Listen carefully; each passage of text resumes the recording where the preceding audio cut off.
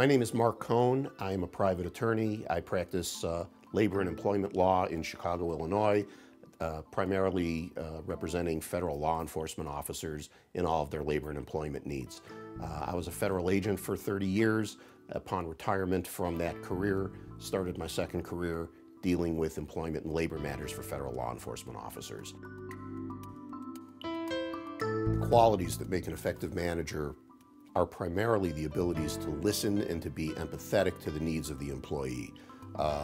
It's important always to realize that the individuals that work in a particular unit that you're managing are the only product that you have. They are the people whose work you're going to rely upon to produce whatever it is that you are expected to produce. It's a very common mistake for managers to confuse supervision or administration with managing. Managing is a specific skill set. Management is the ability to take the abilities of individuals and blend them into some element of teamwork to achieve a common goal. It's a common mistake for a new manager to come in with their own sense of expectations and decide that they're going to lay down the law, so to speak, for everybody. You may or may not know what the history of the work unit was before you came in. Chances are your employers are going to perceive this as a new chance. If somebody had a problem with the old manager, if somebody didn't quite get to where they wanted to be, and the only way you can capitalize on that unique opportunity is to actively listen with a sympathetic and an empathetic ear. An employee has to be able to sit and say, why is it that I'm not communicating effectively with this manager? Is he not understanding me? Do we have some kind of a personality difference? Are there things that I might be doing that I can identify that may be annoying or aggravating or somehow in some way indicating to this manager that I'm not desirous to be part of his team or understanding the fact that he's the boss? Once the employee has done that, then I think it's important to be able to surface these types of concerns to the manager. Go in, tell the manager, look, I'd really like to sit down with you. I'm sensing that we're not communicating as well as we should. I'm certain that I contribute, in part to this. I'd really appreciate if you can give me some of your time. Keep work at work, keep home at home.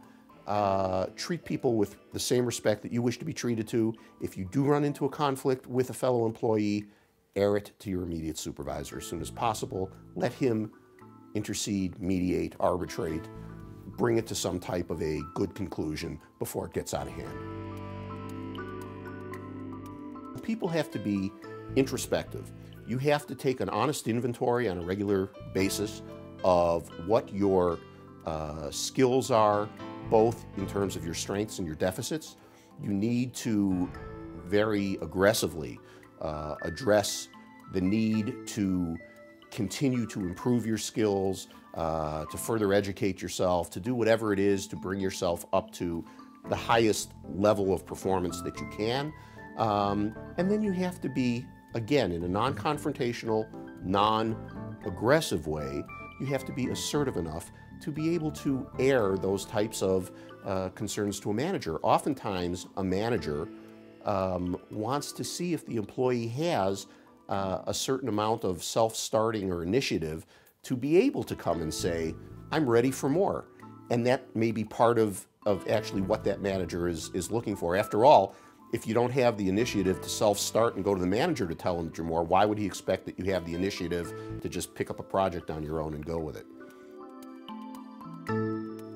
You're the best investment that you will ever have in your entire life. It's not your house or your car or your bank accounts or your stocks.